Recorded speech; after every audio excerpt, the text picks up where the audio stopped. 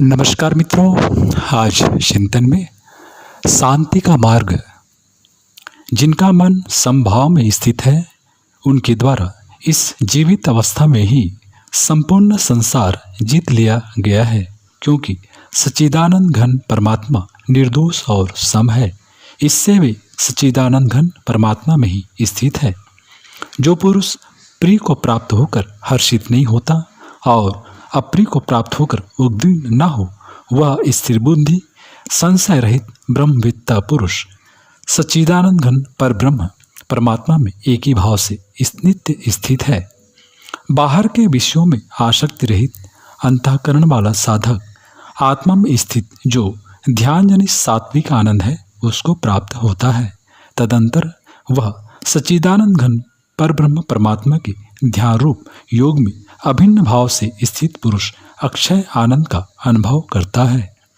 जो ये इंद्रिय अथवा विषयों के संयोग से उत्पन्न होने वाले सब भोग है, यद्यपि विषयी पुरुषों को सुख रूप भासते हैं तो भी दुख के ही हेतु हैं और आदि अंत वाले अर्थात अनित्य है। इसलिए भगवान कहते हैं कि बुद्धिमान विवेकी पुरुष उनमें नहीं रमता। जो साधक इस मनुष्य शरीर में शरीर का नाश होने से पहले पहले ही काम क्रोध से उत्पन्न होने वाले वेग को सहन करने में समर्थ हो जाता है, वही पुरुष योगी है और वही सुखी है। जो पुरुष अंतरात्मा में ही सुख वाला है, आत्मा में ही रमण करने वाला है तथा जो आत्मा में ही ज्ञान वाला है, वह सच्चिदानंद घन परब्रह्म परमात्मा के साथ एक ही भाव को प्राप्त सांख्य योगी शांत ब्रह्म को प्राप्त होता है।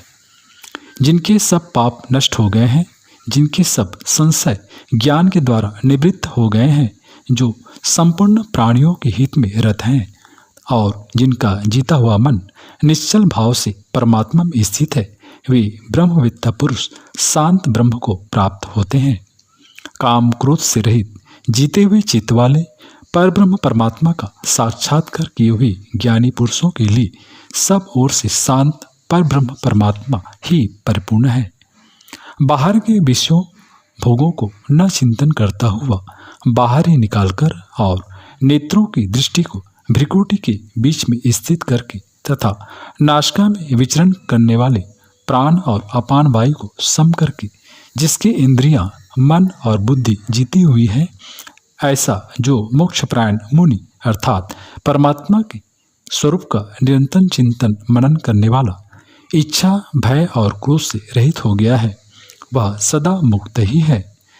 भगवान कहते हैं कि मेरा भक्त मुझको सब यज्ञ और तपों का भोगने वाला, संपूर्ण लोकों के ईश्वरों का भी ईश्वर तथा संपूर्ण भूत प्राणियों का सुहृद अर्थात स्वार्थ रहित दयालु और प्रेमी ऐसा तत्व जानकर शांति को प्राप्त होता है।